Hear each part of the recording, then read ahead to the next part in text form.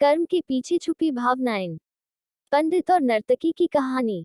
नदी किनारे एक छोटा सा गांव था, जिसकी सुंदरता दूर दूर तक विख्यात थी। वहां के पंडित जी, जो एक धार्मिक व्यक्ति थे, जो दिन भर मंदिर में पूजा अर्चना करता और लोगों को धर्म का उपदेश दिया करता।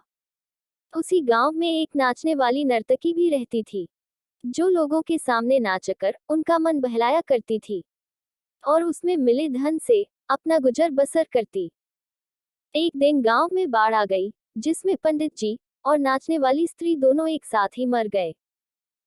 मरने के बाद जब पंडित जी और नाचने वाली स्त्री दोनों यमलोक पहुंचे, तो इनके कर्मों और उनके पीछे छिपी भावनाओं के आधार पर इन्हें स्वर्ग या नरक दिए जाने की बात कही गई। पंडित जी खुद को स्वर्ग मिलने को लेकर पूरा आश्वस्त था।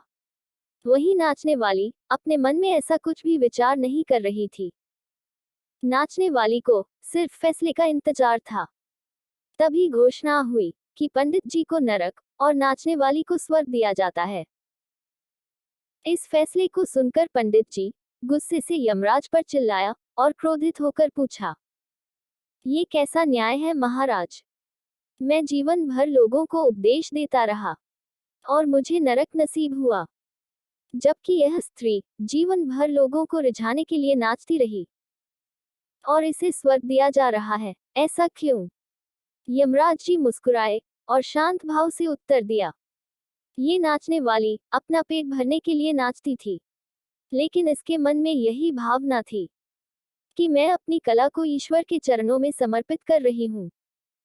जबकि तुम उपदेश देते हुए भी अपने मन में छल कपट और हीन भावना रखते थे। ये सोचते थे कि काश तुम्हें भी नाचने वाली का नाच देखने को मिल जाता।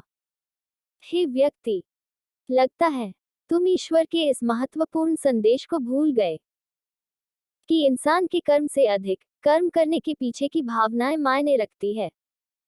अतः तुम्हें नरक और नाचने वाली को स्वर्ग दिया जाता है। दोस्तों, हम कोई भी काम करें, उसे करने के पीछे की नीयत साफ होनी चाहिए। अन्यथा दिखने में अच्छे भले लगने वाले काम भी हमें पुण्य की जगह पाप का भागीदारी बनाते हैं। इसलिए जो भी कर्म करे, कर्म करने के पीछे की भावनाएं हमेशा साफ होनी चाहिए।